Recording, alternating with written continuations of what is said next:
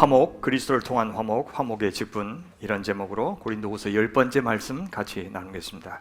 올해의 손고 우리 같이 봉독할까요? 우리 같이 한 목소리로 합시다. 우리 율동하면서 시작. 그리스도께서 우리를 받아 하나님께 영광을 돌리신 같이 너희도 서로 받으라. 아멘. 오늘 설교에서 가장 중요한 단어는 이 화목이라는 단어입니다.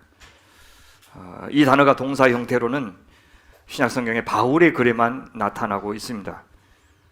이 화목은 서로 적대적이었던 관계, 원수 사이였던 관계가 회복되는 것을 말합니다. 이 화목 안에는 교환의 의미가 참 강한데요, 적개심이나 불신을 서로 교환하던 사이였는데 호의와 신뢰를 주고받는 관계로 변하는 것을 화목이라고 부릅니다. 따라서 우리가 구원받았다, 우리가 은혜를 받았다 하는 말을 우리가 하나님과의 관계에서 회복되었다, 화목되었다, 화해하였다, 이렇게 표현할 수 있습니다. 이제는 하나님의 호의를 있는 그대로 인정하고 우리를 향한 하나님의 사랑을 신뢰하는 관계로 변했다는 뜻입니다. 제 생각에는요, 바울이 이 단어를 쓸 때 다메섹 도상에서 부활하신 예수님을 만난 경험이 여기에 녹아있는 것 같아요. 그 놀라운 사건을 계기로 해서 바울과 하나님의 관계가 바뀌었죠. 원수에서 가족으로 바뀌었어요. 그는 예수님의 친구가 되었어요. 예수님의 충직한 종이 되었습니다. 이제 예수님은 바울에게 하나님의 아들이요 메시아요 주와 구주가 되셨습니다. 바울은 지난 시간에 자신은 있다가 사라지는, 또 낡아지는 그런 외모로 사람을 판단하지 않고 지금 자기가 당하고 있는 이 고난을 세상의 관점으로 판단해서 낙심하지도 않는다, 그렇게 말했어요. 바울의 말을 직접 들어보시겠어요? 우리가 믿음으로 행하고 보는 것으로 행하지 아니하미로다. 보는 것은 영원하지 않습니다. 다 사라집니다. 손으로 만질 수 있는 것, 우리가 통제할 수 있는 것은 금방 없어집니다. 우리가 주목하는 것은 보이는 것이 아니요 보이지 않는 것이다 라고 말씀하셨어요. 어떻게 그런 마음으로, 어떻게 그런 품으로 살 수가 있었을까요? 바로 그 고난이라고 하는 것이, 지금 자기가 겪고 있는 이 환난이, 이 시련이 영원한 영광, 참된 영광, 그리스도의 영광에 이르는 과정이라는 것을 알았기 때문입니다. 또한 그 고난으로 지금 자기의 육신은 점점 낡아지고 있지만 속사람은 새로워지고 있다는 것을 알았기 때문입니다. 나중에 우리 모두가 그리스도의 심판대 앞에 설 날이 올 것인데 주님은 그날 무엇을 심판하시냐? 우리의 속사람이요, 우리의 그 마음으로, 마음을 갖고 몸으로 행한 대로, 그 양심을 갖고 몸으로 행한 대로 선악간에 심판하시는 줄 알기 때문에 그는 낙심하지 않을 수 있었습니다. 바울이 낡아지는 겉사람의 기준이 아니라 이렇게 새로워지는 속사람의 기준을 따라 산다는 이 중요한 원리가 오늘 본문에서도 이제 밑에 이어지고 있습니다. 오늘 본문은 하나님께서 그리스도를 통해서 우리를 구원하시고 또 새 언약의 시대를 열어주셨는데 그 이유가 무엇이냐? 바로 그 새 창조된 세상, 하나님의 기준을 따라 사는 백성을 창조하는 것이 목적이다 라고 말씀해 주고 있습니다. 이제 그리스도를 통해서 우리가 하나님과의 관계가 완전히 변했습니다. 원수였던 사이였는데 이제 화목하는 사이가 되었습니다. 그러니 이제 우리는 어떻게 살아야 됩니까? 어떻게 사는 것이 합당합니까? 사도 바울은 오늘 그 말씀을 해주고 있습니다. 이것을 제대로 안다면 여전히 옛 언약의 율법을 지켜야 된다고 요구하는 그릇된 가르침을 물리칠 수가 있습니다. 그런 것은 외모를 꾸미는 일에 불과하고 낡아지는 육신을 꾸미는 일에 불과하기 때문입니다. 그러니 그런 삶을 살아서는 결코 영광에 이룰 수가 없습니다. 구원에 이룰 수가 없습니다. 거짓 선생들의 말을 들어서는 우리가 하나님과 상관없는 사람, 여전히 하나님과 원수인 사람에 머물고 말 것입니다. 오늘 우리가 바로 그 하나님과의 화목의 관계 안으로 깊이 들어가라 하는 말을 하나님의 은혜를 헛되이 받지 말라라고 하는 말로 다시 표현할 겁니다. 우리가 얻은 이 화목의 은혜를 제대로 안다면 바울을 외모로 판단해서 그가 사도 자격이 없다 이렇게 흉보는 거짓 선생들에게 성도들은 결코 현혹되지 않을 것이다 라고 사도는 말씀하십니다. 이제 바울은 새로운 주제를 시작하는데 그러므로라고 하는 접속사로 시작합니다. 우리 성경에는 없지만 원문에는 있는데 그러므로는 바로 앞에 있는 절을 받고 있다는 것을 알 수가 있죠. 10절에서 우리가 다 반드시 그리스도의 심판대 앞에 나타나게 되어 각각 선악간에 그 몸으로 행한 것을 따라 받는다 라고 하셨는데, 그러므로 그런 것이 우리에게 기다리고 있기 때문에 바울은 이제 권면하는데 어떤 마음으로 권면하느냐? 우리는 주의 두려우심을 알므로 사람을 권면한다. 그렇게 말합니다. 두려워하는 마음, 경외하는 마음으로 권면할 수밖에 없다. 왜요? 만약 자기가 잘못 가르치면 그 심판의 날 성도들이 악한 자로 주 앞에 나타날 수 있기 때문에 두려운 마음으로 주를 경외하는 마음으로 전한다. 그렇게 이야기해요. 사람들이 종종 저한테 질문을 합니다. 목사님, 왜 강의할 때는 원고를 안 보고 하면서 설교할 때는 이렇게 앞은 안 쳐다보고 원고만 쳐다보고 설교하십니까? 그렇게 물어봐요. 허튼 소리 안 하려고요.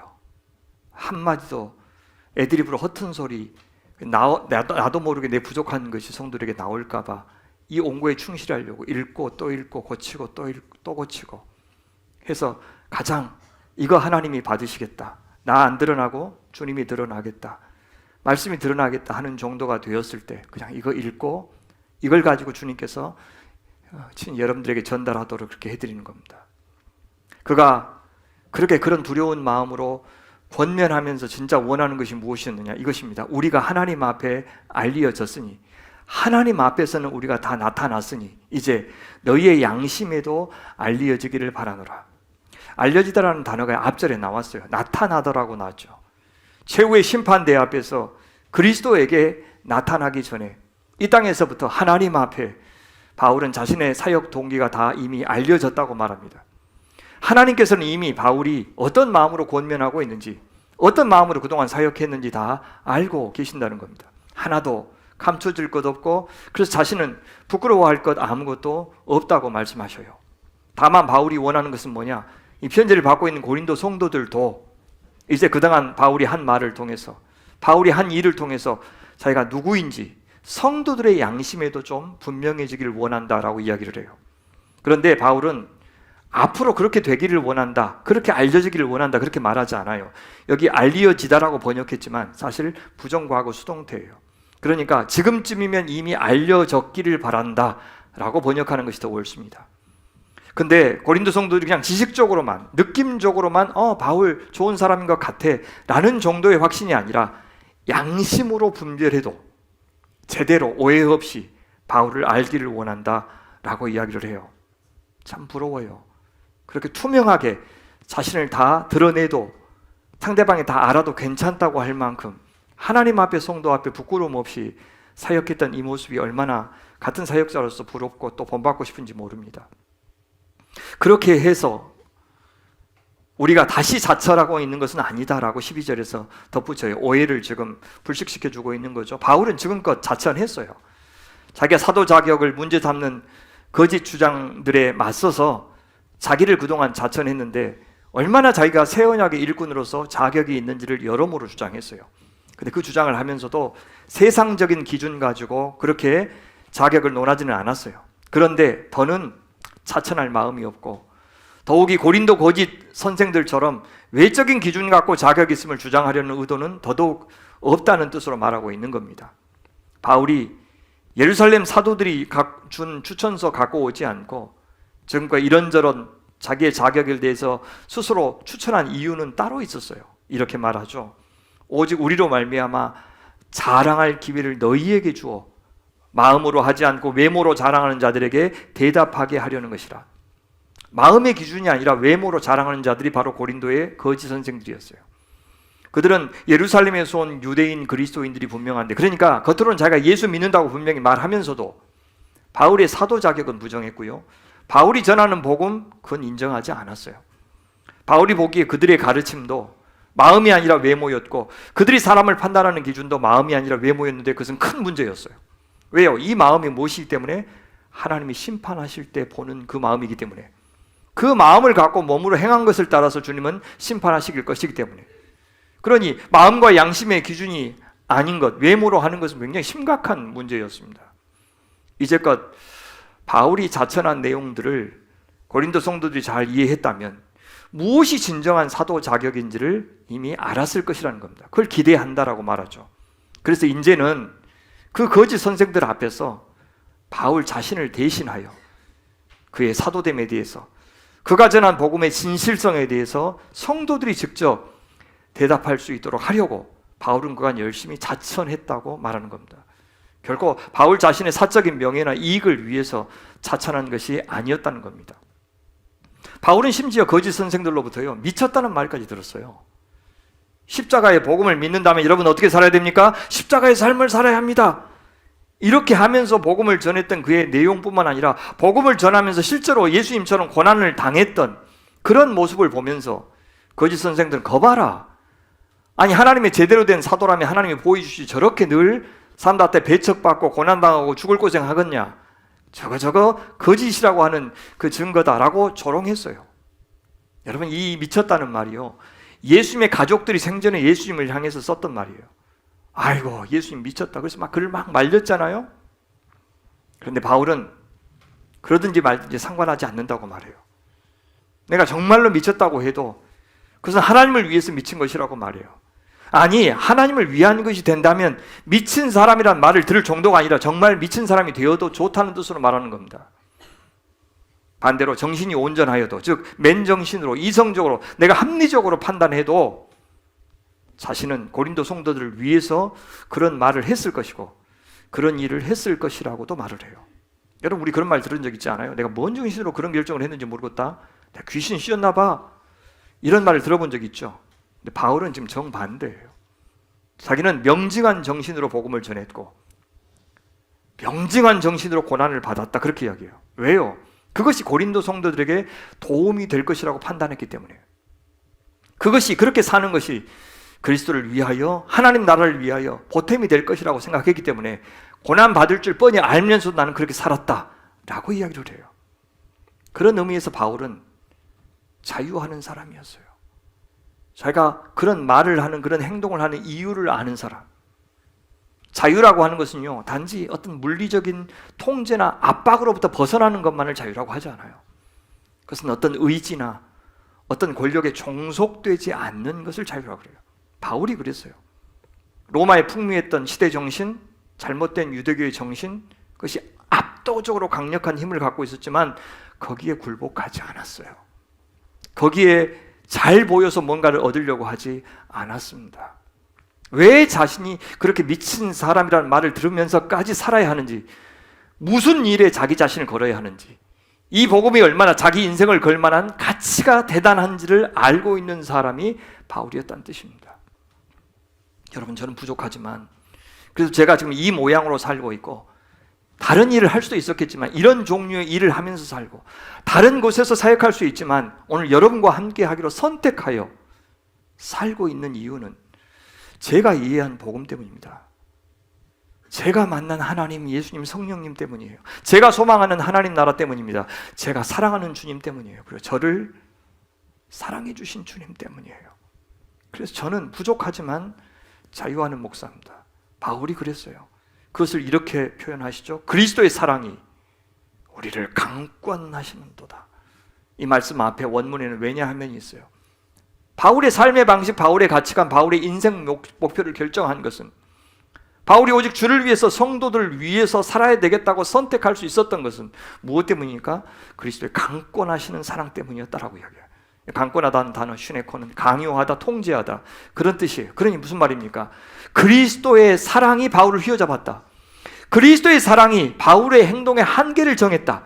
바울이 어떤 방향으로 움직일 것인지를 그리스도의 사랑이 결정했고 세상에서 그가 살아가는 방식을 그리스도의 사랑이 통제하였다, 그 말이에요. 그리스도께서 보여주신 그 자기 희생적인 사랑이 바울을 소환했다. 그래서 그 그리스도의 사랑이 바울이 자기의 경도되어서 방종하지 못하도록 막아주기도 했고, 오히려 자기를 대신해서 죽었다가 다시 살아나신 주님을 위해서 사는 삶으로 이끌어 주었다라고 하는 말이 그리스도의 사랑이 나를 강권했다는 말의 뜻이에요. 우리가 세상의 유혹을 이길 수 있고 세상의 핍박을 견딜 수 있는 유일한 길, 유일한 힘은 어디서 나옵니까? 세상보다 주님이 더 크시다고 하는 것을 아는 데서 나옵니다. 그래서 우리가 세상보다 주님을 더 사랑하게 될 때 유혹도 이길 수 있고 핍박도 견딜 수가 있어요. 아무리 세상이 악하고 위험하다 해도 우리는 세상이 주는 달콤한 유익을 알고 있기 때문에 그 유혹을 좀처럼 떨치기 어렵습니다. 세상이 얼마나 무서운지 비정한지를 잘 알기 때문에 우리는 세상의 겁박에 맞서기가 어려운 것입니다. 그래서 반드시 그 세상보다 주님을 사랑하고 그 세상보다 주님을 더 두려워해야 됩니다. 바울은 그것을 이렇게 말하죠. 그런즉 이 일에 대하여 우리가 무슨 말하리요? 만일 하나님이 우리를 위하시면 사랑하시면 누가 우리를 대적하리요? 자기 아들을 아끼지 아니하시고 우리 모든 사람을 위하여 내어주시니가 그토록 사랑하시니가 어찌 그 아들과 함께 모든 것을 우리에게 주시지 않겠느냐? 높음이나 깊음이나 다른 어떤 피조물이라도 우리를 우리 주 그리스도 예수 안에 있는 하나님의 사랑에서 끊을 수 없느니라. 그 세상보다 주님이 더 두려워해야 됩니다. 예수님도 말씀하시죠. 그래서 몸은 죽여도 영혼은 능히 죽이지 못하는 자들을 두려워하지 말고 오직 몸과 영혼을 능히 지옥에서 멸하실 수 있는 일을 두려워하라. 그럴 때 세상을 두려워하지 않을 수가 있습니다.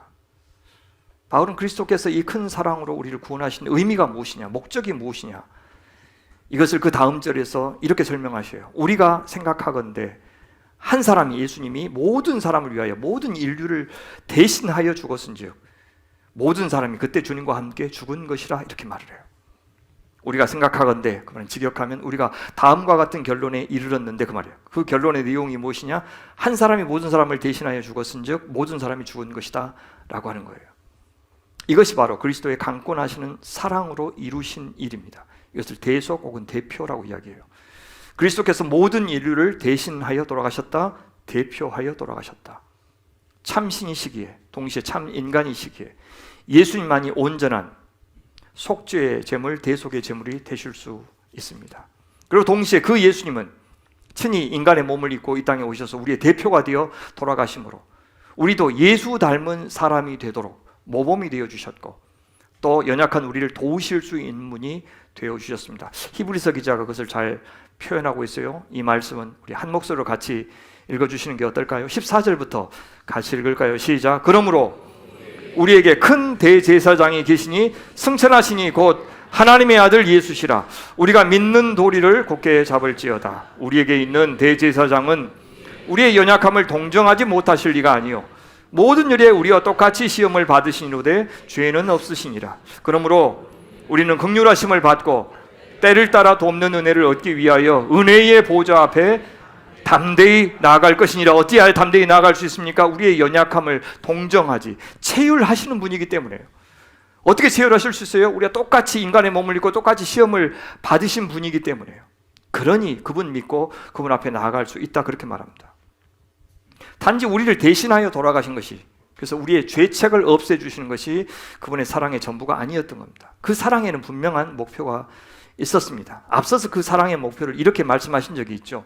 그와 같은 그리스도와 같은 형상으로 변화하여 영광에서 영광에 이르는 것, 그리스도께서 지금 참여하신 그 영광에 이르는 것이 목적이다.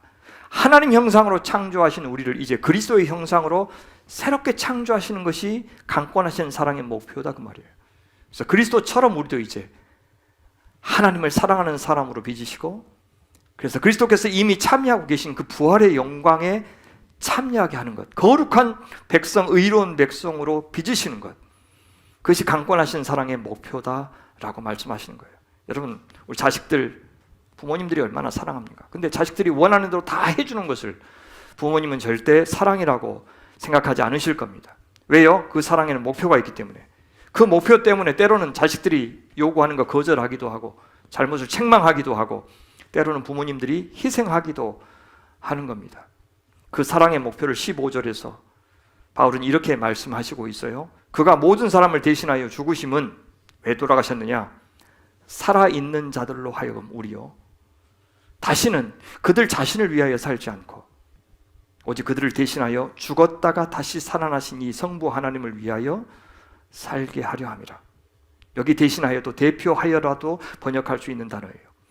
자기 자신을 위하여 사는 것하고 하나님을 위하여 사는 것을 대조하죠. 이 말은 여러분 자신 사랑하지 말라 그런 뜻이 아니겠죠. 다만 사랑하되 존재의 근원이신 하나님을 생각하지 않은 채, 존재하게 계신 하나님의 의도를 생각하지 않은 채 우리 자신을 위하는 삶, 우리 중심적인 삶은 도리어 우리 자신을 망가뜨릴 수 있고 하나님이 당신의 형상인 우리에게 주신 본연의 영광을, 존귀함을 스스로 훼손하는 일이 될 수 있기 때문입니다. 실제 로마서에서요 그런 인간의 실상을 이렇게 묘사하신 적이 있어요. 하나님을 알되 하나님을 영화롭게도 아니하며 감사하지도 아니하고 오직 그 생각이 허망하여지며 미련한 마음이 어두워졌나니 스스로 지혜 있다나 어리석게 되어 썩어지지 아니하는 하나님의 영광을 썩어질 사람과 새와 짐승과 기어다니는 동물 모양의 우상으로 바꾸었느니라. 그러나 바울은 자기가 미쳤다는 말을 듣는 한이 있더라도, 아니 실제로 미치는 한이 있더라도 주를 위해서 살겠다고 다짐합니다. 그런데 그것은 자기 의지로, 자기 결심만으로 사라지는 것이 아님을 바울은 알았어요. 그런 줄 알았어요. 그렇게 되었을 때 번번이 자기 의가 되고 말았던 과거를 그는 경험했어요. 자신을 공격하고 있는 유대인 그리스도인들이나 지금 예루살렘의 성전 유대교와 과거 자신은 다를 바가 없었어요. 예수님 만나기 전에 그는 그런 사람이었어요. 그런데 바울은 이제 달라졌어요. 자신이 주님을 위해서 사는 것, 주를 부활시키신 성부 하나님을 위해서 사는 것, 그것은 그리스도의 강권하시는 사랑으로만 되는 일이라고 고백하고 있는 겁니다. 결국 신앙이란 무엇이냐? 세상과의 사랑 경쟁이고요, 세상과의 충성 경쟁이에요. 누가, 그리고 무엇이 더 사랑할 만한 것인지, 누구의 사랑이 우리를 더 진정으로 인간답게 하는지, 존귀하게 하는지의 문제가 신앙이에요. 그래서 결국 우리는 누구에게 충성해야 되는지, 그것을 세상과 그리스도는 경쟁하고 있어요. 이 세상에서 지금 교회의 영향력이 많이 줄어든 것을 보고 있습니다. 어떻게 그렇게 됐습니까? 교회가 저 세상이 말하는 사랑과 차별화되지 않았기 때문이고, 세상에서 경험하는 사랑의 맛보다 더 진한 맛, 아니 근본적으로 다른 맛을 저 세상에게 경험하도록 해주지 못했기 때문이 아니겠습니까? 어떻게 인스턴트 음식과 이 전라도의 진한 장맛을 비교할 수 있겠습니까? 세상의 사랑과 그리스도의 사랑은 그 정도로 다릅니다. 우리는 세상에 말하는 사랑이 얼마나 조건적이고, 얼마나 충동적이고 중독적이고, 얼마나 휘발되는 순간적인 사랑인지를 알고 있습니다. 반대로 그리스도께서 보여주신 이 자기 희생적인 사랑은 그것과 비교할 수가 없습니다. 그렇다면 교회가 왜 이렇게 어려워졌습니까? 교회가 그 사랑을 잘 전하지 못했고, 먼저 잘 경험하지 못했고, 잘 구현하지 못했기 때문이 아니겠습니까? 그래서 더는 성도들이 그리스도께 충성하려고 하기보다 그리스도를 위하여 자기를 내어주는 것이 결코 손해가 아니라는 사실을 깨닫지 못하고, 오히려 자기를 망가뜨리는 줄도 모른 채 저 제국에게 충성하기 위해서 안달하게 된 것입니다. 주님의 사랑을 몰라서요. 그렇다면 교회가 다시 회복하려면 그 시작은 무엇이어야 되겠습니까? 복음입니다. 복음의 회복입니다. 교회가 진짜 해야 될 일은 이 시대 사람들의 트렌드에 맞는, 입맛에 맞는 그런 사랑을 해주는 것이 아니고, 그리스도의 그 진한 사랑으로 복음의 원음을 그대로 제대로 전해주면서 사랑하는 것, 그것일 겁니다. 그리스도의 사랑을 우리를 강권하도록 그분께 다시 맡겨드리는 것부터 시작해야 될 것입니다. 우리 교회부터 사랑하고, 우리 교회부터 사랑으로 주께 충성하는 교회가 되기를 바랍니다.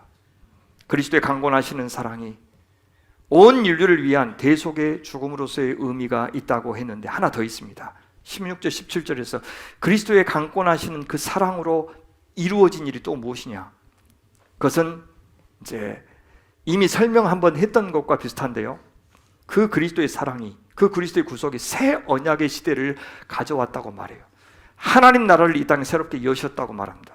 그러니 더는 이 세상의 질서가 작동되지 않아야 됩니다. 더는 옛 언약의 질서가 통하지 않는 시대가 되었습니다. 그것은 새로운 시대, 새로운 나라의 질서 안에는 지금 이 고린도의 거짓 선생들이 말하는 외모 자랑이 전혀 통하지 않는 그런 때가 되었다는 뜻입니다.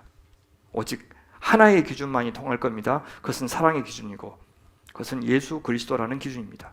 예수 그리스도의 길인가 아닌가, 그것이 기준이 되는 시대가 되었습니다. 새 하늘과 새 땅에서 이루어질 그 질서가 이미 부활하신 예수님 안에서 성령님을 통해서 오늘 여기서부터 이미 구현되기 시작했는데, 그것이 바로 그리스도의 강권하시는 사랑으로 이루어진 일이라고 말합니다. 그것이 16절과 17절이에요. 바울은 15절에서는 우리 자신을 위해서 살지 않고 성부 하나님을 위해서 사는 인생으로 가치관이 변했다고 그랬는데, 16절에서 그것을 다시 이렇게 표현해요. 그러므로 우리가 이제부터는 어떤 사람도 육신을 따라 알지 아니하노라. 비록 우리가 그리스도도 육신을 따라 알았으나 이제부터는 그같이 알지 아니하노라. 이제부터는 사람을 평가할 때도 기준이 달라지고, 예수님을 이해하는 기준도 달라졌다고 말합니다. 여기 어떤 사람도 육신을 따라 알지 않는다라는 말이 더는 사람을 외모로 평가하지 않는다는 뜻이죠. 그것은 그리스도의 심판대 앞에서 평가받는 기준이 아니기 때문입니다. 그러니 바울도 이제 사람을 평가할 때 낡아지는 겉사람이 아니라 새로워지는 속사람, 마음과 양심을 따라서 판단하기 시작합니다. 그래서 더는 이방인과 유대인을 나누지 않고 가진 자와 없는 자, 남자와 여자, 힘 있는 자와 없는 자, 자유인과 그다음에 노예를 나누지 않습니다. 아무도 차별하지 않습니다. 모두를 사랑하되 끝까지 사랑하시고 의인과 악인 모두에게 햇빛과 그 비를 골고루 주시는, 사랑하실 때 끝까지 사랑하시는 그 주님의 기준을 따라서 사람을 대하는 그런 존재로 변화되었습니다. 무엇보다 이제 바울은 그리스도 예수도 육적인 기준으로 더 이상 보지 않게 되었습니다. 바울이 말하는 여기 육적인 기준이라는 것이 참 놀랍게도 하나님을 안 믿는 제국의 기준만을 가리키는 것이 아니고, 저 하나님을 잘 믿는다고 하지만 저 하나님의 아들 십자가에서 달려 죽게 만든 저 유대교의 기준도 이야기해요. 지금 고린도 교회를 어렵게 하는 이 그릇된 옛 언약의 기준 말입니다. 다메섹 도상에서 부활하신 예수를 만나고 난 다음에 바울은 메시아를 죽인 그 모세의 율법의 기준을 이제 버렸습니다. 아니, 그 예수님을 통해서 구약의 율법의 본래 기능을 제대로 이해하기 시작했습니다. 실체를 가리고 있었던 그림자 수건을 벗어버렸어요. 그렇게 예수님을 새롭게 이해하게 되니, 만나게 되니 이제 사람도 세상도 달리 보이기 시작한 겁니다. 그간 그가 갖고 있었던 가치체계가 뒤집어졌고 뒤엎어졌습니다.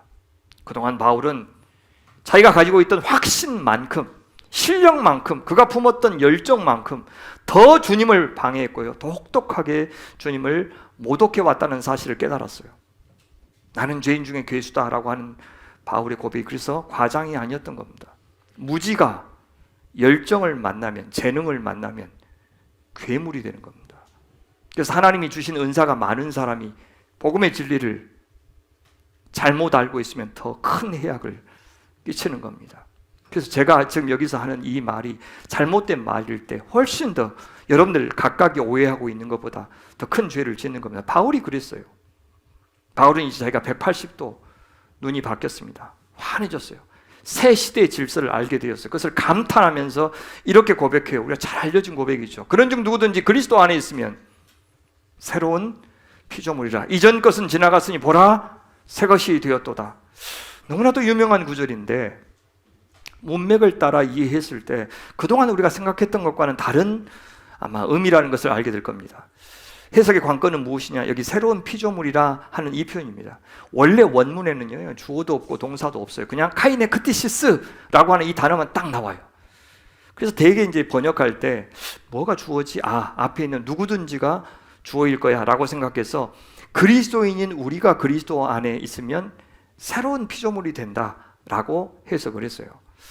근데 지금 바울은 개인 지금 회심에 대한 이야기하고 있는 게 아니에요. 그리스도의 구속으로 새로운 시대가 도래했다는 훨씬 더 큰 이야기를 하고 있어요. 전혀 새로운 질서. 그래서 새로운 기준으로 자기 인생, 다른 사람, 예수 그리스도를 보기 시작한 일을 지금 말하고 있는 중이죠. 그렇다면 여기 이 카이네 크티시스를 새 창조라고 지금 많은 영어 번역본들이 번역하는 것처럼 번역하는 것이 저는 더 적절하다고 생각해요. 그리스도 안에 있으면, 즉 그리스도와 관계를 맺고 있으면 거기는 새로운 창조가 있다. 그래서 저는 이것을 이렇게 번역했어요. 누구든지 그리스도와 관계를 맺고 있으면 그곳에는 새 창조가 있습니다. 그러니까 바울은 그리스도 안에서만 발견될 수 있는 새롭게 지음받은 어떤 현실에 대해서 말하고 있는 것입니다. 창조한 결과로서의 피조물이 아니라 새롭게 창조된 시대, 질서라는 의미에서의 새 창조를 지금 말하고 있는 것이에요. 구약에서 이미 그것을 계속해서 예언했죠. 종말에 완성될 새 창조의 질서와 시대에 대해서 약속을 해왔는데 이사야 선지자가 특히 말씀을 많이 하셨죠. 그 종말의 질서가 드디어 그리스도의 부활을 통해서 현실이 되었다. 저 새 하늘과 새 땅에서 이루어질 질서가 이미 여기에 현실이 되었다라고 바울은 지금 선포하고 있는 거예요. 그것을 감탄으로 다시 이렇게 정리하죠. 이전 것은 지나갔으니 보라, behold, 뭐냐, 오매, 전라도 말을 오매, 새 것이 되었도다 하면서 감탄하고 있는 거예요. 보라라고 하는 말은 감탄이에요. 주목하라, behold. 그러니 더는 육신을 따라 이제 자기는 사람이나 그리스도를 상대할 수 없다는 거예요. 그러니 더는 내가 나 자신을 위해서 살 수가 없다고 말하는 거예요. 부활하신 그리스도와 그분의 복음에 비추어, 그분이 가져오신 하나님 나라에 비추어 새로운 가치관으로 나는 살 수밖에 없게 되었습니다. 그런 뜻이에요. 이것이 그리스도의 강권하시는 사랑이 행하신 일입니다. 이제부터 바울의 삶을 좌우하는 동력은 이 복음이고 이 그리스도의 사랑이 될 겁니다. 바울의 삶과 죽음을 대하는 태도, 그가 사람을 대하는 태도를 결정하는 것도 바로 이 그리스도의 사랑이 될 겁니다. 바울은 이 사랑으로 자기 운명이 바뀌었고 신분이 바뀌었고 가치관이 바뀐 이 변화를 18절에서부터는 새로운 단어 하나를 소개하면서 설명하는데, 이것이 초두에 언급했던 화목이라는 겁니다. 우리의 변화는 원래 그냥 고만고만한 괜찮은 사람이었는데 어떤 탁월한 사람으로 변한 그런 변화가 아닙니다. 그래서 언제든 취사 선택할 수 있고 언제든 번복할 수도 있고 여러 옵션들 중에 하나를 선택한 그런 문제가 아니라고 이야기해요. 우리의 변화는요, 죽음에서 생명으로의 변화예요. 그 말이 무슨 말이냐면, 고린도의 거짓 선생들의 주장은 그냥 조금만 교정해서 이해하면 될 정도로 양해할 수 있는 수준이 아니라 그것은 복음이 아니라는 겁니다. 복음이 아니라는 거예요. 그래서 지금 굉장히 바울이 몹시 심각하게 다루고 있는 겁니다. 이 고린도에 4번이나 편지를 보내야 할 만큼 이 상황은 심각했어요. 사실 이 지금 고린도의 거짓 선생들의 주장과 같은 것이 갈라디아의 거짓 선생들의 주장이에요. 갈라디아서에서요, 이 거짓 선생들의 복음에 대해서 이렇게까지 반응해요. 다른 복음은 없나니 다만 어떤 사람들이 너희를 교란하여 그리스도의 복음을 변하게 하려 함이라. 그러나 우리나 혹은 하늘로부터 온 천사라도 우리가 너희에게 전한 복음 외에 다른 복음을 전하면 저주를 받을지어다. 그건 하나님의 백성 될 수 없다라고 이야기해요. 바울이 다메섹 도상에서 만난 부활의 예수님으로 인해서 새롭게 깨달은 복음은 화목의 복음이었어요. 원수가 친구로 변하는 복음, 죄인이 의인으로 변하는 복음, 사망이 생명으로 변하는 복음. 그런데 바울은 여기서부터요, 예수 그리스도를 통한 이 모든 변화를 주도하신 분이 성부 하나님이라고 말해요. 그러니까 지금껏 주어가 그리스도였어요. 근데 18절부터는 주어가 성부 하나님으로 바뀌고 있어요. 그렇다면 이게 왜 중요하냐면, 이 화목의 사건은 성부 하나님의 창조 사건의 맥락에서 이해해야 한다는 것을 보여줘요. 모든 창조를 계획하시고 시작하신 하나님께서 이제는 그 아들 예수 그리스도를 통해서 새롭게 창조하셨는데, 이 사건이 바로 화목 사건이다. 화목의 사건은 창조의 사건의 맥락에서 이해된다, 그런 뜻이에요. 그것을 이렇게 표현하고 있죠. 이 모든 것이 하나님께로서 났으며, 직역할까요? 이 모든 것이 하나님께로부터 비롯되었습니다. 이 모든 것이 뭡니까? 그리스도를 통해 일어난 새 창조의 현실. 첫 창조와 새 창조 모두 하나님의 주권 아래서 진행된 사건이었다라고 선언하고 있는 겁니다. 그리고 나서 화목에 대해서 설명하는데, 우리 18절과 19절 말씀, 화목을 어떻게 설명하는지 같이 한번 읽어볼까요? 시작. 그가 그리스도로 말미암아 우리를 자기와 화목하게 하시고 또 우리에게 화목하게 하는 직분을 주셨으니 곧 하나님께서 그리스도 안에 계시사 세상을 자기와 화목하게 하시며 그들의 죄를 그들에게 돌리지 아니하시고 화목하게 하는 말씀을 우리에게 부탁하셨느니라. 여러분 읽어보셨지만 이 18절과 19절은 똑같은 말을 2번 반복하고 있죠. 하나는 뭐냐면, 하나님은 우리를 당신과 화목하게 하셨다. 다른 하나는 우리에게 화목하게 하는 직분을 주셔서 세상을 하나님과 화목하게 하신다라는 말을 2번 반복해요. 화목이라는 이 단어는 1세기에 이미 있었어요. 신학적인 용어가 아닙니다. 근데 되게 이제 화해라고 여러분 이해하시면 훨씬 더 좋을 것 같아요. 화목할 때, 화해할 때 가해자가 피해자에게 화해의 과정을 먼저 청하는 것이 일반적입니다. 잘못한 사람이 먼저 사과한다는 뜻이에요. 그런데 복음은 정반대입니다. 피해자 하나님이 먼저 시작하셔요. 더군다나요, 피해자가 독생자 예수까지 내어주시면서 용서의 방법을 가해자인 우리에게 먼저 제시하고 있어요. 아니, 화해가 필요한 것은 우리 인간이고 대가를 치러야 되는 것도 잘못한 우리 인간인데 하나님이 먼저 시작하신 것이 다른 점입니다. 그러니까 화목이란 말은 갖다 썼지만 이 화목은 세상의 통념과 전혀 다른 화목이고요, 세상에 보여주는 사랑과 전혀 다른 그런 사랑에서 출발한 화목입니다. 바울은 로마서에서요, 그 화목의 사랑을 이렇게 표현한 적이 있어요. 우리가 아직 죄인 되었을 때, 우리가 가해자일 때 그 말이에요. 그리스도께서 우리를 위하여 죽으심으로, 이것이 화목의 방법이에요. 하나님께서 우리에 대한 자기의 사랑을 확증하셨느니라. 요한도 요한 1서에서 이렇게 말씀하셔요. 우리 같이 한번 읽어봐요. 시작. 사랑은 여기에 있으니 우리가 하나님을 사랑한 것이 아니요 하나님이 우리를 사랑하사 우리 죄를 속하기 위하여 화목제물로 그 아들을 보내셨습니다. 사랑하는 자들아, 하나님이 이같이 우리를 사랑하셨은즉 우리도 서로 사랑하는 것이 마땅하도다. 우리도 서로 화목하는 것이 마땅하도다. 19절에서는 그리스도를 통한 이 화목을 조금 더 신학적으로 다시 이렇게 설명해요. 곧 하나님께서 그리스도 안에 계시사 세상을 자기와 화목하게 하시며 그들의 죄를 그들에게 돌리지 계산하지 아니하시고 화목하게 하는 말씀을 우리에게 부탁하셨느니라. 하나님께서 그리스도 안에 계셨다는 말은 하나님과 그리스도가 연합되셨다, 하나가 되셨다는 뜻이에요. 그리하여 그리스도께서 하신 구속의 일을 통해서 그 전에 원수였던 세상을 하나님 당신과 화목하게 하셨습니다. 그 말은 예수님의 구속을 통해서 죄인들을 용서하셨다는 뜻이에요. 그래서 이렇게 표현하죠. 그들의 죄를 그들에게 돌리지 계산서를 청구하지 아니하시고, 그렇게 사도 일행을 먼저 화목의 관계로 부르셨어요. 그 목적이 무엇입니까? 어떤 사명을 맡기시려고요? 화목하게 하는 말씀을 우리에게 부탁하셨느니라. 증인, 제사장으로 부르셨죠. 바울이 먼저 누린 그 화목의 은혜를 지금 하나님과 원수 관계인 세상도 누리도록 우리를 증인으로 제사장으로 삼으셨다는 뜻입니다. 바울이 이렇게 먼 데까지 와서 이 사역을 하는 이유에 대해서 거짓 선생들은요 이런저런 말로 모함했어요. 바울이 하는 짓 저 견유학파 철학자들과 비슷하다. 돌아다니면서 그런저런 이런저런 철학을 이야기하면서 돈을 얻어내는 견유학파 철학자들, 이 견할 땐 개견자를 씁니다. 개처럼 여기저기 돌아다니면서 돈 버는 거. 바울이요 그런 오해 피하려고 자비량을 했어요. 그죠? 텐트를 직접 고린도에서 만들면서 누구와 함께요? 브리스길라와 아굴라도 똑같은 직업이었어요. 그 직업 가지면서 자기들이 직접 돈을 벌면서 그 오해를 피하려고 했어요. 근데 줄곧 자격도 없으면서 저렇게 너희들 현혹해서 돈 벌려고 한다. 그리고 예루살렘 교회를 위해서 구제연금 모은 것도 자기가 착복하려고 그런 거다라고 비난했어요. 그러든지 말든지 바울은 처음부터 끝까지요 줄곧 자기가 이렇게 사역하는 이유를 똑같이 이야기해요.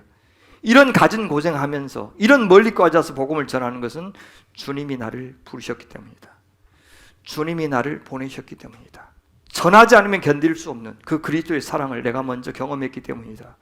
전하지 않고는 참을 수 없을 만큼 저 죽어가는 영혼들을 내가 사랑하기 때문이다. 내가 복음을, 화목의 말씀을 알아버렸기 때문이다 라고 대답해요. 이 화목의 직분이 사도의 사명이고 교회의 사명이고 오늘 우리 모두의 사명인 것입니다. 교회가요 이 제사장의 사명, 이 본질적인 교회의 존재의 존재 목적, 존재 이유에 대해서 벗어나면, 망각하면 그때부터 지도자는 부패하고 그때부터 성도는 무너지고 그때부터 교회는 타락하게 되는 것입니다. 그러니 이 사랑을 받았으니, 이 은혜를 입었으니 이제 우리는 어떻게 살아야 합니까? 사도 바울은 이 화목의 복음을 전하는 사명을 자기들부터 먼저 실천하고 있는데 누구한테 먼저 전합니까? 이 고린도 성도들한테요. 그것이 바로 이 고린도 후서예요. 자, 5장 20절부터 6장 2절까지 그것을 지금 하고 있는데 두 가지를 이야기해요. 하나는 하나님과의 화해를 수용하라. 다른 하나는 하나님의 은혜를 헛되이 받지 말라. 이 두 가지는 사실 같은 말입니다. 5장 20절 보겠습니다. 그러므로 우리가 그리스도를 대신하여 사신이 되어 하나님은 우리를 통하여 너희를 권면하시는 것 같이 그리스도를 대신하여 간청하노니 너희는 하나님과 화목하라. 자신을 사신이라고 이야기하네요. 그리스도의 사신. 근데 원래 사신은요 속국이 지배국으로 보냅니다. 그러면 지배국이 극진하게 대우를 해줘요. 근데 여기 복음에서는 정반대예요. 그리스도께서 지배국인데 그리스도께서 당신을 죽인 원수들에게, 아니 그 속국이 사신을 기대하지도 않는데 사신을 보내고 있어요. 그래서 이 화목이라고 하는, 화해라고 하는 감당할 수 없는 선물을 갖고 왔는데도 아니 극진하게 환대받기는 그냥 냉대받고 학대를 받았어요. 바울은 이 하나님 나라의 왕 그리스도의 사신이면서도 이렇게 중요한 역할을 맡았으면서도 어떻게 표현합니까? 내가 권면한다, 내가 간청한다 하면서 대단히 겸손한 태도로 말하고 있어요. 왜요? 그것은 이미 하나님께서 사도들을 대하실 때 예수 그리스도를 통해서 보여주신 겸손한 섬김이기 때문이에요. 바울은 마치 자기가 귀한 것을 직접 자기 것을 주는 것처럼 절대 행세하지 않았어요. 자신을 과시하지 않았어요. 하나님이 우리를 통해서 너희를 권면하신다. 그러니 받아라. 이것이 얼마나 중요한지 모른다. 이것은 하찮은 내가 전하는 말이 아니고 내 이론이 아니고 내 신념도 아니다. 하나님이 나를 보내신 것이다. 그렇게 이야기해요. 그래서 하나님의 사랑을 전달하고 싶었어요. 그것으로 부족했는지 또 이렇게까지 덧붙여요. 그리스도를 대신하여 내가 간청한다. 내 호소가 아니다. 내 사랑의 실력으로 하는 것이 아니다. 그리스도를 대신하여 내가 간청한다. 여러분, 바로 그 그리스도의 사랑으로 우리가 성도가 되었고, 그 그리스도의 사랑으로 이 소명교회라고 하는, 광주 소명교회라는 기적 같은 공동체가 만들어진 것입니다. 제가 아무리 여러분을 사랑해도 이 하나님의 사랑, 이 예수님이 여러분을 사랑하는 것에 100만 분의 1도 미치지 못하고 그분의 신실하심을 어떻게 감히 따라갈 수가 있겠습니까? 바울 자신의 외모를 보면, 바울의 인간적인 자격을 보면 얼마든지 그의 말씀을 의심할 수 있었고 거절할 수도 있었겠지만, 바울을 보내신 그리스도를 생각하며 이 간청을 받아달라고 이야기합니다. 그가 간청하고 그가 권면하는 내용은 이것이었습니다. 부디 너희는 하나님과 화목하라. 이 화목하라는 단어가요, 부정구하고 수동태 명령법이에요. 직역하면 하나님과 화해되십시오예요. 수동태. 그렇다면 사도께서는 우리가 우리 의지로 화해하는 것이 아니라 하나님이 먼저 화해의 역사를 시작하셔야 화해할 수 있다는 사실을 강조하고 있는 겁니다. 그래서 모든 구원을 은혜라고 하는 거예요. 그럼 우리에게 필요한 것이 무엇입니까? 믿음이에요. 믿음은 뭐냐? 하나님의 그 화해를, 그 말할 수 없는 은혜를 수용하는 것을 믿음이라고 그래요. 그래서 이 표현을 저는 이렇게 번역하는 것이 더 좋다고 생각합니다. 하나님과의 화해를 수용하십시오. 하나님과의 화해를 수용하십시오. 우리 인간은 화해의 대상일 뿐 하나님이 화해를 주도하시는 겁니다. 그러면서 다시 한번 19절처럼 이 화목의 사건이 어떤 신학적인 의미가 있는지를 21절에서 부연 설명해. 하나님이 죄를 알지도 못하신 일, 알다, 경험적으로 알다 그 말이죠. 죄를 경험하지도 못하신 일을, 예수님을 우리를 대신하여 죄로 삼으신 것은, 정죄하신 것은, 저주가 되게 하신 것은 우리로 하여금 그 안에서, 예수 안에서, 예수 하나가 되어서 하나님의 의가 되게 하려 하심이라. 분명히 이 말씀은 이사야서 53장을 배경으로 하고 있습니다. 죄를 알지도 못하시니, 그러니까 흠없는 제물의 조건을 충족하신 분이 되셨습니다. 그분의 십자가의 죽음은 뭐냐? 우리를 대신하여 죄로 삼으신 사건입니다. 어떤 목적을 위해서요? 우리로 하여금 그 안에서 예수와 하나 되어 하나님의 의가 되게 하려 하심이라 라고 이야기합니다. 그 예수님과 함께 옛사람이 죽고 새 사람으로 다시 태어나는 것을 하나님의 의가 된다라고 이야기해요. 근데요, 사도 바울이 다른 곳과는 달리 여기서 하나님의 의를 얻게 한다 이렇게 표현하지 않고 하나님의 의가 된다, 기노마이, become 이라고 표현한 것에 주목한다면, 이것은 단지 하나님의 의로운 지위만 부여받는 것이 아니라 하나님의 의로우신 성품으로 변화되는 것까지를 염두에 두고 이 말씀을 하신 것이 분명해 보입니다. 그래서 후커라는 신학자의 해석이 참 와닿았습니다. 하나님의 의가 되는 것은 우리이며, 그 의는 단지 사도들뿐만 아니라 모든 신자의 삶에서도 나타나야 한다. 그리스도가 의와 거룩의 원천이시라면 그리스도 안에 있는 이들은, 우리들은 그리스도처럼 되어야 하고 그리스도처럼 의와 거룩을 구현해야 된다. 이것이 6장 14절부터 7장 1절에 그리스도인들에게 거룩한 삶을 살라고 촉구하는 이유가 된다, 근거가 된다 라고 이야기를 해요. 참 올바른 해석이라고 봅니다. 그렇다면 하나님의 의가 되는 것은 하나님과의 화목을 수용하는 결과라고 할 수 있습니다. 동시에 우리가 화목하게 하는 이 복음을 전하는 직분 잘 감당하려면 우리가 먼저 그 하나님의 의가 되어야 한다는 뜻이기도 합니다. 그러니까 교회가 먼저 복음을 알아야 되고, 교회가 먼저 복음으로 변해야 되고, 교회가 먼저 복음에 대한 확신을 가져야 저 세상을 하나님과 화목하게 하는 사신으로 쓰임받을 수 있다는 뜻입니다. 선교적 사명을 잘 감당할 수 있다는 뜻입니다. 교회가 교회다워야, 교회가 먼저 그리스도의 몸이 되어야 우리가 전하는 그 그리스도를 보여줄 수 있고 맛보게 해줄 수 있다는 뜻입니다. 그래서 사도는 먼저 우리가 은혜를 받아야 된다라는 말을 6장 1절과 2절에서 하나님의 은혜를 헛되이 받지 마십시오 라고 하는 말로 바꾸어서 권면하고 있는 것입니다. 우리가 하나님과 함께 일하는 자로서 너희를 권하노니 하나님의 은혜를 헛되이 받지 말라. 우리 성경에는 안 나와 있는데 맨 끝에요, 명령인데, 받지 말라인데 굳이 너희는 이라고 하는 말을 집어넣고 있어요. 그러니까 너희는 반드시 이 권면을 들어야 된다라고 이야기해요. 어떻게 보면 좀 이상한 권면이에요. 왜냐하면 고린도 성도들은 이미 하나님의 은혜를 받은 사람이에요. 그리스도의 복음을 받아들인 사람이에요. 그래서 교회가 되었잖아요. 그런데 다시 하나님의 은혜를 받는데 헛되이 받지 말아야 된다. 그 말은 무슨 말입니까? 이 말은 그 화목의 복음, 그 죄 사하시는 복음, 그리스도의 압도적인 그 사랑의 복음, 그 은혜가 이제 성도들의 삶 안에서 효과가 나타나도록, 효능감을 발휘하도록 하라는 뜻입니다. 히브리서 기자는 그것을 어떻게 표현했느냐? 완전한 대로 나아가십시오 라고 권면했어요. 열매 없는 나무 되지 말고 실한 나무 되십시오. 그렇지 않으면 타락할 수 있고, 그렇게 되면 다시 새롭게 하여 회개하게 할 수 없나니 이는 그들이 하나님의 아들을 다시 십자가에 못 박아 드러내놓고 욕되게 하는 것이기 때문입니다 라고 말을 했어요. 은혜를 헛되이 받는다는 말, 은혜를 남용한다는 말입니다. 헛되이, 케노스, 텅 빈이라는 뜻이에요. 하나님의 은혜를 헛된 것으로 만들어서 그 자유를, 그 은혜를 남용하는 사례, 우리 주변에서 얼마나 많이 봅니까? 보네포는 그것을 값싼 은혜다, 값싼 구원이다라고 경고한 적이 있죠. 그것이 바로 구원파식 구원입니다. 거룩한 삶, 의로운 성품을 구원의 선택사항 정도로 만들어버리고 상급받는 용도로 전락시켜버리고, 그래서 존재의 변화, 인격의 변화, 관계의 변화, 욕망의 변화, 가치관의 변화를 요구하지 않고 윤리성을 거세한 괴기스러운 기독교를 만들어버렸는데, 그런 기독교의 경종을 울리는 말씀입니다. 하나님의 은혜를 헛되이 받지 말라. 바울은 이런 권면 그냥 해본 소리가 아니고 대단히 무겁게 들어야 한다는 뜻으로 앞에서는 내가 하나님을 대신하여 그리스도를 대신하여 전한다, 권면한다 그렇게 말했는데, 이번에는 어떻게 합니까? 우리가 하나님과 함께 일하는 자로서 너희를 권한다라고 이야기해요. 하나님의 동력자라고요.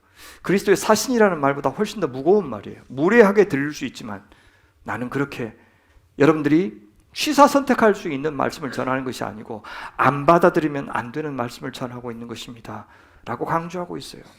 그리고 6장 2절에서 이 권면 나중이 아니라 지금 당장 반드시 들어야 되는 이유를 이사야서 말씀을 인용하면서 설명하고 있어요. 이르시되 내가 은혜를 베풀 때 너에게 듣고 구원의 날에 너를 도왔다 하셨으니 보라 지금은 은혜 받을 만한 때요, 보라 지금은 구원의 날이로다. 이사야서 49장 8절이에요. 근데 2절 앞에 6절에서요 고난받는 종에 대한 이야기를 하면서 그 종의 사명을 이렇게 말해요. 내가 또 너를 이방의 빛으로 삼아 나의 구원을 베풀어서 땅끝까지 이르게 하리라. 이방의 빛이 되는 것, 구원을 땅끝까지 미치게 하는 것. 그 말은 다른 말로 하면은 하나님의 복을 땅끝까지 임하게 하는 것이에요. 그것이 아담에게 주신 사명이고 노아에게 주신 사명이고 아브라함에게 주신 사명, 너를 통해서 천하만국이 복을 받게 하겠다는 말이 이 사명이에요. 그것이 바로 아브라함의 후손 이스라엘에게 주신 사명이에요. 빛의 사명, 제사장의 사명. 왕같은 제사장의 사명을 주었는데 이스라엘이 실패했어요. 근데 그 사명이 이제 고난받는 종을 통해서 다시 한번 회복하겠다는 지금 예언을 하고 있는 겁니다. 그 사명을 맡은 예수님이 결국 고난받고 돌아가셨고, 그 사명을 이어받은 사도 바울이 고난을 받았듯이 그 전에 이 고난받는 종도 고난을 받았어요. 49장 7절을 보면 그가 이스라엘 백성과 관원들에게 미움을 받았다, 멸시를 당했다라고 이야기해요. 그러고 나서 지금 이 구절이 나오는 거예요. 그리고 그 종을 이렇게 위로하시죠. 은혜의 때에 내가 내게 응답하였고 구원의 날에 내가 너를 도왔도다. 왕같은 제사장의 사명을 감당하느라고, 빛의 사명, 증인의 사명을 감당하느라고 네가 받은 고난 내가 다 알고 있다. 너를 구원해 줄 것이다 라고 약속하셨다는 거예요. 바로 그 사명을 감당하는 자기 백성 구원하시겠다, 은혜 베푸시겠다는 약속이 드디어 성취되는 시기가 바로 지금이다 그 말입니다. 그 하나님 나라의 약속, 새 언약의 약속, 새 출애굽의 약속이 이제 예수 그리스도 안에서 성취되었다. 지금. 그래서 5장 17절에서 이전 것은 지나갔으니 보라 새 것이 되었도다 라고 감탄했듯이 이번에도 감탄하죠. 보라, behold, 그렇죠? 주목하십시오. 지금은 은혜 받을 만한 때입니다. 보라, 지금은 구원의 날입니다. 이 말씀을 직역하면 주목하라. 지금은 하나님의 은총의 탁월한 때다. 은혜 받을 만한이라고 하는 이 말은 의역이고, 직역하면 탁월한 때다. 질적으로 다른 때다. 왜? 성취의 때이니까. 주목하라. 지금은 구원의 날이다. 구약에서 약속했던 그 구원이 이제 실체가 왔다, 그 말입니다. 보라 지금이란 말을 2번이나 집어넣어서 이사야 선지자의 말씀을 해석하고 있습니다. 이 시적절한 때에 사랑하는 성도 여러분, 하나님의 화해를 수용하십시오. 그렇게 요구해요. 하나님의 은혜를 헛되이 받아서는 안 됩니다 라고 이야기합니다. 바울은 사랑하는 고린도 성도들에게 권면도 하고 있고 간청도 하고 있습니다. 그러나 그 안에는 무거운 경고도 담겨져 있어요. 안 받아들이면 안 된다고 하는 정말 무거운 마음이 담겨져 있습니다. 그건 히브리서 기자의 말이 잘 드러나 있습니다. 그러므로 우리는 들은 것에 더욱 유념함으로 우리가 흘러 떠내려가지 않도록 함이 마땅합니다. 왜요? 천사들을 통하여 하신 말씀, 이것은 구약의 율법을 가리켜요. 첫 언약의 말씀이 견고하게 되어 모든 범죄함과 순종하지 아니함이 공정한 보응을 받았거든. 말씀을 어겨도 공정한 합당한 보응을 받았는데 우리가 이같이 큰 구원, 그리스도를 통한 큰 구원을 등한히 여긴다면 어찌 그 보응을, 그 심판을 피할 수 있겠습니까? 라고 얘기를 해요. 이렇게 중요한 때에 여러분들이 살고 있습니다 라고 말씀하고 있는 겁니다. 그것은 우리에게도 마찬가지입니다. 말씀을 맺겠습니다. 사랑하는 성도 여러분, 오늘 이 단락을 말씀하시면서 사도 바울의 감정이 어떠한 것 같아요? 바울이 지금 전하는 주제는 매우 달콤합니다. 왜요? 하나님과의 화해, 화목에 대해서 말하고 있기 때문에. 그 화해는요, 우리를 정죄하지 않으시는 화해고, 우리의 죄를 우리에게 계산하지 않으시는 은혜고, 또 우리를 하나님의 의가 되게 하시겠다고 하나님의 의지가 담긴 은혜입니다. 그리고 그 은혜는 우리를 향한 그리스도의 강권하시는 사랑에서 나온 은혜였습니다. 얼마나 좋습니까? 동시에 바울은 이 새 창조 계획이 성부 하나님으로부터 나왔다는 사실 때문에 이 화목의 프로젝트를 매우 진지하게 다루고 있어요. 더군다나 지금 말씀을 전하는 이 시점이 예수 그리스도를 통해서 그 긴 구약의 약속이 성취된 시점이기 때문에 굉장히 진지하게 다룹니다. 이 구원에, 이 은혜에 반응하는 것이 얼마나 중요한지를 거듭해서 강조합니다. 그것은 우리를 하나님의 의로운 성품이 되게 하시는 창조입니다. 우리가 전혀 새로운 기준과 관점으로 우리 자신과 우리의 인생과 또 타인을 바라보게 하는 창조라고 말합니다. 심지어 그 변화는 우리의 열정과 의지로 일궈낼 수 있는 변화가 아니라 그리스도의 강권하신 사랑으로만 일어나는 변화가 될 것이라고 말합니다. 그러니 그 구원을 소홀히 여겨서는 안 된다라고 말하고 있습니다. 사랑하는 여러분, 오늘 이 말씀을 토대로 해서 우리와 하나님과의 관계를 한번 점검해 봅시다. 우리는 화목한 관계를 누리고 있습니까? 아니면 불화하는 관계 속에 있습니까? 하나님의 은혜를 온전히 누리면서 감사하십니까? 그 은혜가, 그 사랑이 오늘 나의 선택을, 나의 태도를, 나의 삶을 창조하는 원동력이 되고 있는 것입니까? 그래서 세상이 외모로 우리 자신을, 우리의 사역을 평가할 때 그런 것 갖고 주눅들지 않고 그런 것 갖고 우쭐해하지 않는 그런 사람입니까? 심지어 주를 위해서 살고 타인을 위해서 사는 우리 자신을 보면서 세상은 이해할 수 없다, 너 진짜 미쳤다 라고 할 만큼 세상과 우리는 다르게 살고 있습니까? 우리는 세상과 다른 이유 때문에 기뻐하고 다른 이유 때문에 고통스러워하고 염려하는 그런 사람들입니까? 주님께서는 우리를 먼저 당신과 화목하게 하셨는데 그것은 우리 화목의 직분을 감당하도록 부르셨다고 했습니다. 그 직분 감당하려면 우리가 먼저 하나님의 의가 되어야 합니다. 하나님의 은혜를 온전히 받아야 됩니다. 하나님과의 화해를 온전히 수용해야 합니다. 그것이 그리스도의 사신의 조건, 하나님과 함께 일하는 사람의 조건이기 때문입니다. 사랑하는 소명의 가족 여러분, 이제는 어중간한 자리에 있지 말고 미지근한 믿음으로 버티지 말고 그럭저럭 종교 생활을 유지하는, 거리를 유지하는 그 애매한 자리에 있지 말고 이 하나님과의 화해 관계로, 그 은혜의 관계로 깊이 들어가서 그것을 만끽하시는 축복이 있기를 바랍니다. 그래 부족하지만 그래도 우리의 존재로, 우리의 삶으로 세상 앞에 오늘 여기에 임한 하나님의 구원을, 그리스도의 그 강권하시는 사랑을, 하나님의 은혜를 증명하고 드러내 보이는 산 증인들, 왕 같은 제사장들이 다 되시기를 주님의 이름으로 간절히 축원합니다. 아멘.